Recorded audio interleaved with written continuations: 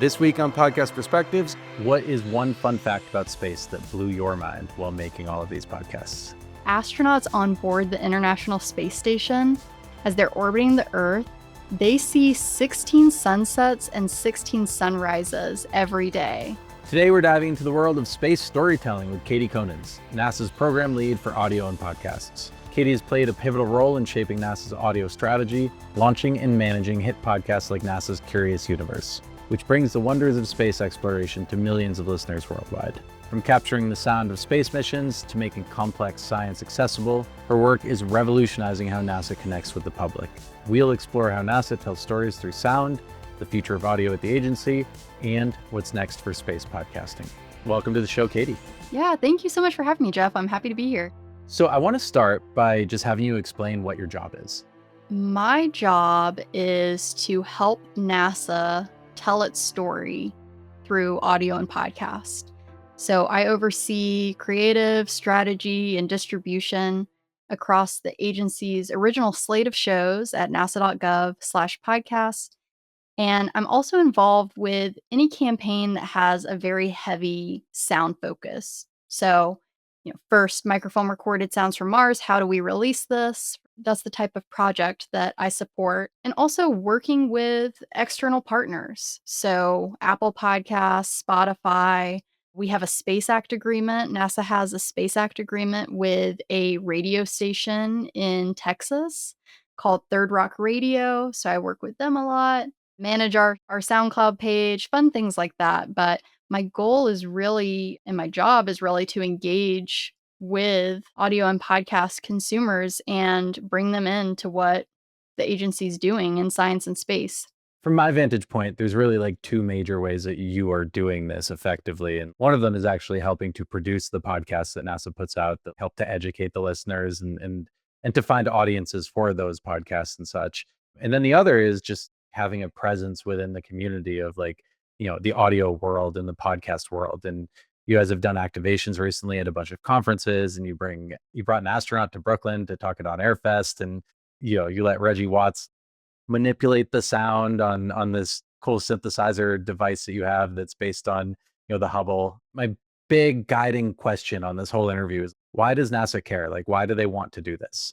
NASA does care. In fact, I find myself just in the company of people who care so much. I'm so inspired by the people I get to work alongside.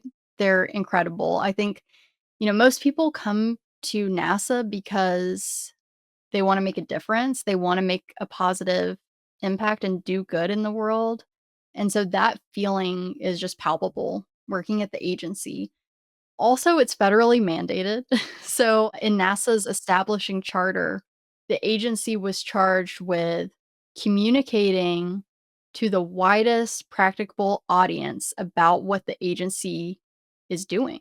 And I'm not sure if you saw recent confirmation hearing, for example, with Jared Isaacman, but he shared about how it's so important that we not just educate, but really inspire audiences, inspire, next generation of future space explorers. And that is the communications work that NASA does. When you think about that NASA reference, whether it's a visual of a cosmic image or, that iconic audio clip from Neil Armstrong, a giant leap for mankind, that is the result of the communications work being done at NASA. I literally feel more patriotic right now than I ever have. Just play, yeah. And your specific role is basically managing the ability of the agency to do that, correct? You're helping to manage the strategy of how you guys do what you do and why, and the people that you need to help you do it. And is that mostly accurate? Exactly. Yes. I work very closely with people who are experts in their fields, and we're able to connect all together and say, okay, what would be the most impactful way for NASA to share this story? And I think that's what, we have really seen. And even what I've seen with the podcast landscape at NASA, when I came in, there were a lot of products, or there were a lot of different podcasts that were focused on little pockets around the agency, different centers and different missions, and that was the focus. But there was no like one NASA podcast that really told the agency's story from that perspective. And so I was able to come in and build that proof of concept, which is now NASA's Curious Universe, our top performing show. I think that with all of the ways that we communicate, this is something that we think really critically about in NASA's digital community. How are we making sure that we're telling stories that are impactful and that represent the agency as a whole? Because you have 4 podcasts, and Curious Universe is the only show that's, a more produced narrative, nonfiction storytelling show, as opposed to interview podcasts that you all put out. And I always ask this because we get questions about this from clients all the time, but everybody wants Curious Universe. What most people end up with is everything else. And it's usually a question of just resource management, what you can realistically do and put out on a weekly recurring basis. Was there more to the decision than just resources? I'm just always curious, like, how people come to the slate of shows that they rep. Ooh, yeah, you're asking all the burning questions here. So, with Curious Universe, what it really was a response to is again, when it came into the agency, there was no podcast strategy or program. That didn't mean there weren't any podcasts. There were tons of podcasts. There just was no strategy. And so Curious Universe was a proposal to help the agency right size its strategy. And I can remember when I started, I would be looped into a lot of planning calls with people, across disciplines, and there was this desire to have more of a Q&A focused podcast, which we already had several. Houston We Have a Podcast existed at that time before Curious Universe was released. But again, Houston We Have a Podcast, it's great for a NASA super fan, but they tend to really focus on human spaceflight, the launches and the landings, and the astronauts, the crew that supports those missions. And though they covered that, there wasn't really a show that covered all of the agency stories, being able to hop between science and human spaceflight and engineering and really provide a podcast that could share NASA's story at that scale. And so I remember being in conversations where people were asking, how can we create a really impactful Q&A style podcast? And even I heard on one call someone share, who is the Joe Rogan of NASA? He's so I know. But I think like that is a sign of the time too, because this was in, 2018 and people were looking at his work and saying, "Hey, he's really effective at engaging with people. Who is that person at NASA?" And I think that was the level of detail that people were starting with and trying to develop a new podcast strategy. While I was fresh off of a fellowship at NPR's Georgia Public Broadcasting, I was really, I kind of had my boot camp training in public media. I had my degree in journalism. So I really wanted to take, again, this was also supported by industry experts that I had the chance to connect with about NASA's positioning in this space. But my proposal and my direction was one that was more about brand journalism. So as you kind of you mentioned, Curious Universe is reported, it's narrative. I see it as a I see really the audio and podcast program at NASA as more of a blend between brand journalism and public media. It's very public facing. And so the idea was then to and this is how I approach all of my projects, what's the biggest and the best and most exciting thing we can make? And then as things come down, like, "Oh, hey, we don't really have the resources, we don't have the people to support this," then we can start paring down. But I always like to start really big.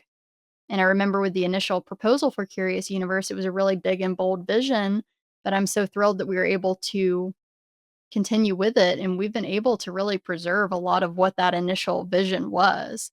One of the early shows that really inspired Curious Universe was Overheard from National Geographic. I think it's just such, and sadly that show has been sunset and that team disbanded. That was such a great example of teaching people, but doing it by bringing them on an adventure and bringing them inside an organization. And so That influence NPR podcast and the way that different NPR member stations kind of report out to headquarters, and then those things are kind of lifted. That's very much in the undertones of how, at least on a personal note, I approach the audio program at NASA.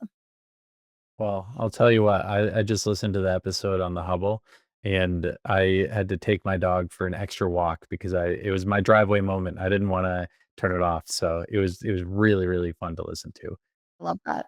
Why podcasts when NASA has, video, text, and everything else in between? How do you think about your podcast listeners as separate and cohesive to the other media initiatives that you guys have?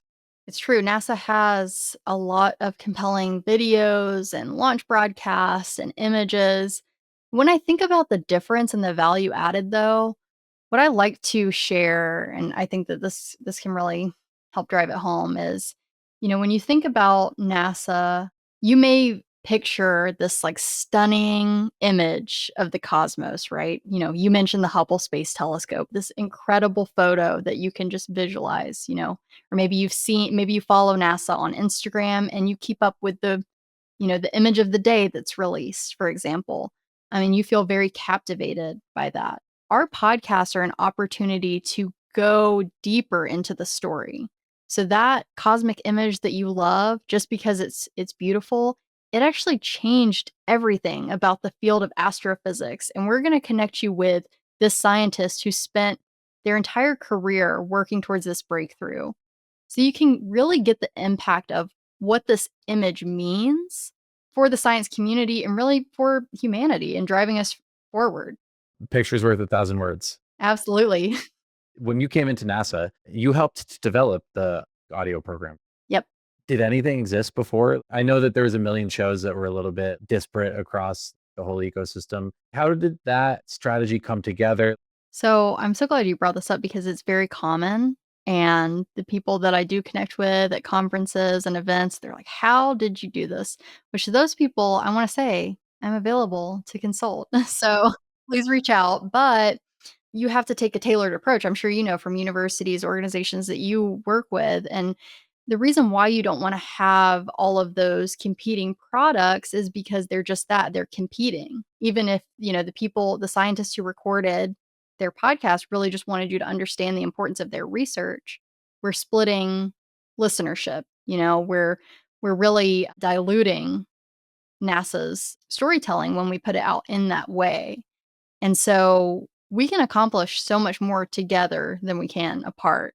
And a big part of my role has been about bringing people together and making sure that they understand that just because something that poured your heart and soul into is going away because of a strategic reason, that doesn't mean that your level of involvement in this area of communications goes away.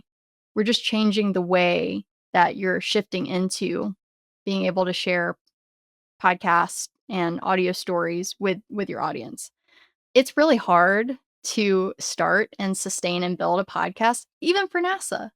And this is something that I hear a lot within the agency as well, and with other people who work for big brands or big organizations, but it's nuanced at NASA because we can't do any paid marketing. We can't go out and do all of the traditional things that one would typically do if they had a budget and had a new show to start. We really have to organically grow our shows.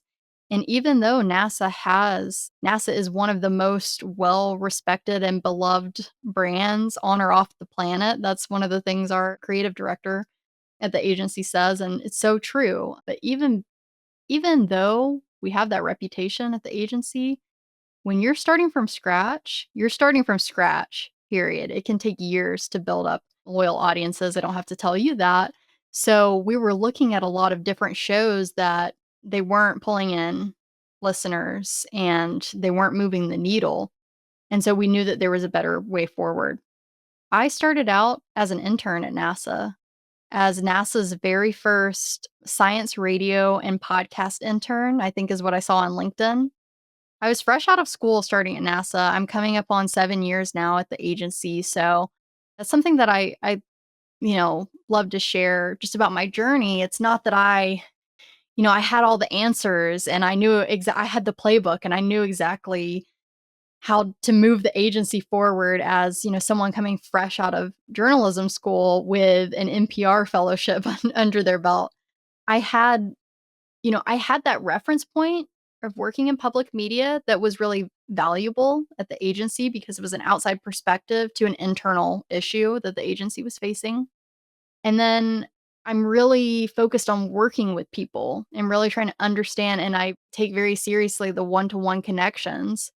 So these are sometimes difficult conversations to have of moving away from one strategy to another, but I'm someone who's willing to have those conversations. Let's have the hard conversation. I want you to understand, and I wanna understand as well. And so when I think about my journey, it's been a series of those conversations. I was also in my internship role, so I will say that I was not developing NASA's podcast program as that intern that first term, but I was laying the groundwork for what would eventually become the podcast program. So, my approach is all about gradually building, experimentation, pilot phases, retrospectives, all of that's really a big part of program development. One of the things that I think is I don't wanna say unique to you, but I wish that more people did what you do, is that I see this sense of collaboration both within and outside of NASA from everything that you do. We met because you were at a conference coming to see a presentation. Soon after, you invited a colleague and I to come out to the Goddard Space Center, and I thought that it would be, and it was an honor, but I didn't realize that you'd also invited, you know, 10 or 15 other folks from other science podcasts and everything. And one of the many reasons that you did that is, A, you want to show people the facilities and all of the cool things related to NASA. And B, these were all people who were experts in their space in that particular realm of science or children's programming or science podcasts or whatever. And in part of why you did that, I imagine, is so that you can help to build out future collaborations and that kind of thing. And it is so smart that you did that and that you are doing that. And that's part of your role here. And, a lot of people will see these as competitors and you're seeing them as colleagues where you can help get the message out. Are there other things that you all are doing to help foster that community spirit? I love that that really stuck out to you, and that's exactly what we're trying to do, right? We wanna cultivate this goodwill. We're really focused on sharing the agency's story, through our own channels, but also with collaborators. So we wanna show folks what's happening at NASA and kind of spark that curiosity, spark that interest. So, if you have an idea later on of, "Hey, I'd really love to speak with this astrophysicist," for example, I can connect you, and that's part of my role as well. I think looking towards the future, some of the areas that I would love to see NASA expanding more into would be in connecting with digital creators and really identifying a way to develop explainer style videos that really give people context and kind of thinking about how we can sustainably scale those programs. It can be really tough when you're working with a legacy organization, and NASA has such a strong reputation to protect. So, any new areas that we flex in on, it has to be done thoughtfully and it has to be scaled right. But I do see those as areas where NASA can really expand and meet more people where they are in consuming information in the way that they are today in the digital media landscape. We had to get video in there too at some point. So Yeah, and I think there is that expectation from NASA as well. As you're mentioning, NASA has all these great images. Why did you shift into audio? So now that audio and podcasting is kind of shifting a little bit more into video, and the definition of what is a podcast, that's changing day to day.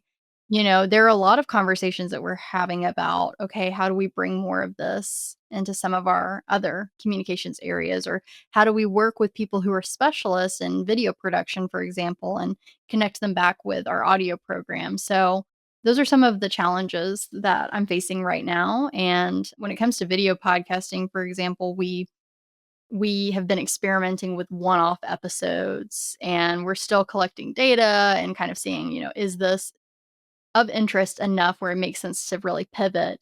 But it's hard to do that, right, with a narrative show. It's hard to take a narrative show and turn that into video. So, yeah, at least with Curious Universe, one of the things that we've been doing is testing bonus content where we call them a curious chat. It's just more of like that pared down Q&A. There's still some narrative in there, but it's not the full reported 45-minute episode. It's a little more pared down, and we're experimenting with, hey, when we do those, can we capture those on video and then add in some NASA imagery? And so it's really a process. With you guys, especially because you have, in many ways, just a lot of great resources. You have studios where you can record this stuff. You have amazing guests just kind of at your fingertips. At the water cooler, Yeah, you throw a rock and you're gonna hit somebody who's won some amazing prestigious award. Nobel Prize, casual. If you guys can't figure it out, then who can? But at the same time, it's like it's a whole different medium, and you've spent years building this very specific audience type, and now you're kind of shifting how you're doing it. And then on the flip side, you guys already have a really robust video property platform in 10 different places. So it's kind of like, are we reinventing the wheel? And I have a lot of thoughts on how and when people should be doing this, and none of them are terribly exciting or anything. But you're hitting at something important, which is something I'm grappling with now, and as I mentioned in kind of more of this, expanded role, looking at long form storytelling at the agency, what is the agency's original documentaries? Like what are those original documentaries accomplishing that podcasts aren't, and vice versa, and just being really intentional about what is the value added across all of these channels? How can we cross pollinate a little bit? For example, if we have really strong personalities and a strong delivery style on some of our podcasts, how can we bring that into some of our broadcasts? And how can we take perspectives from our documentaries and bring them a little bit more into our podcast? So really kind of looking at it from that perspective. And it's exciting. It's fun, and I prefer to be like building as we go. One of my bosses, he said, "Katie, you're always like building the bicycle as you're riding it." But I like that space. I think that it can be really disruptive to, take an organization that has been really stagnant and task everyone with all of a sudden you're going to, re-envision everything and experiment and iterate. But if you have that perspective from the very beginning, your team is going to continually evolve, your products will be better, and your listeners will notice. So it's really important for me to invite that dialogue in every part of my team's role in covering NASA's story. How can we be a little bit better? How can we reach people a little bit more directly? Those are conversations we're having. Even I was in a script review earlier today, and we're having a conversation about how do we really want to format these episodes moving forward, and we're in production, what's working here that didn't work last time with a different interviewee. So it's all part of the day to day. And you hit a good point there because so much of it is just iterating and figuring out what works. So I also wanted to spend a minute just talking about the platforms that you all work with, because I know you just recently, a couple years ago, got onto Spotify. How has that been? Good, bad, otherwise experience? Being on Spotify, and I will say that, any new platform that NASA offers our podcast on, we have to make sure we have a federally friendly terms of service agreement in place. And that essentially means that the platform is not going to put any advertising on these free educational resources. We really want to make sure that people can access our stories and the agency stories, and they don't have to go through a paywall. Our addition to Spotify is a little more recent because it takes some time to work out those agreements. Since we've been on Spotify, one of the things I've loved so much is how that platform is helping us engage with people who are very passionate about music and audiobooks, and they go to that platform to really engage around some other types of audio files, and we're able to share NASA's podcast with them. And really NASA's presence, it goes beyond podcasts. Last year, I was able to oversee a campaign between NASA and Spotify to engage around Spotify Wrapped. And so I was working with the Spotify creative team and the NASA's communications team to engage around this campaign. And the reason why the agency wants to do that, right, is that we are immediately able to get NASA science and space and engineering in the minds of people who are music enthusiasts. And that's, maybe you are a music enthusiast and you're really passionate about the universe, like Reggie Watts you mentioned. We know that he's both. But for some folks, that's not the case. So, it's really important to be able to be creative with how we're working with different platform partners, such as Spotify. So we're able to work with them ahead of their Spotify Wrapped reveal and record an interview around music and podcasts and culture with an astronaut on board the International Space Station, Nick Hague, who, fun fact, was the very first astronaut I ever got to interview when I started working at NASA. How many astronauts have you interviewed? Oh gosh, I've lost count at this point. Um, Wow, what a humble brag. I I love know. that. This is totally a thing at NASA where they're like, "How many astronauts have you spoken with?" Or like, "Who?" It's funny, but, they'll always say, "Hey, we're just normal people, just like you," but come on, they've been to space, it's pretty cool. This is kind of where I go beyond just the audio and podcasts. Now I'm working on developing, digital products and Instagram Reels, and so that reel with Nick Hague was posted on Spotify's Instagram and, in its first week got over 1,000,000 views, and those 1,000,000 views, yeah, they're coming from music fans. And all of a sudden, they get to know a little bit more about NASA, and I think that's really cool. In the digital division, we've worked on things like sending the first hip hop song to Venus, for example, and these are things that just, like, they add delight, they add joy, and I guess they inspire people to kind of lean in and learn a little bit more, and so that's, like, the special area to be working working in. It is very cool. I think with YouTube and Spotify doesn't get enough attention for this, but the tools that they've put together for podcasters and everybody else really maximize discovery for people on these platforms, and Apple as well, of course. But We love Apple. yeah, they're the best. They're the Yeah. OGs. But when it comes to really innovating in the space, it has recently been Spotify. It has recently been YouTube, and these are the kind of mechanics that you can't really easily duplicate with other industries. With an organization like yours, everybody already you don't have to teach people what NASA is. You just have to put it in front of them, and 4 out of 5 people are going to click it because it's cool. Yeah, because it's cool, and I think, people have this positive association with NASA, but oftentimes I find they're not as up to speed with what the agency is currently doing, and so there's a lot of, like, this historic reference point that people have, and so a lot of my team's responsibility is to make sure that people know and are excited about what the agency is working on today. I'm probably one of the folks that you're hoping to reach in the sense that I'm not up to speed on everything that you're doing all the time. I'm still just as fascinated by this as most other people would be. So, Absolutely, yeah, and if you hear NASA has a podcast and you're like, "Oh, I'll check it out," like, that's yeah. exactly what we're trying to do and welcome you to the party and convert you to a space nerd, but you're already a space nerd, so making my job a little easier. Katie, thank you so much for joining us. This was awesome. Yeah, thank you so much, Jeff. It was really fun to be on.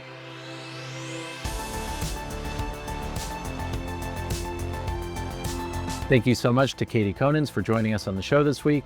You can find more from her on LinkedIn at Katie Konans, or you can head to nasa.gov/podcast to listen to their shows. For more podcast related news, info, and takes, you can follow me on LinkedIn at Jeff Umbro. Podcast Perspectives is a production of the Podglomerate. If you're looking for help producing, marketing, or monetizing your podcast, you can find us at podglomerate.com, shoot us an email at listen@thepodglomerate.com, or follow us on all socials at PodglomeratepOds. This episode was produced by Chris Boniello and myself, Jeff Umbro. This episode was edited and mixed by Jose Roman. And thank you to our marketing team, Joni Deutsch, Madison Richards, Morgan Swift, Annabella Penna, and Perry Gross, and a special thank you to Dan Christo. Thank you all for listening, and I'll catch you all in a few weeks.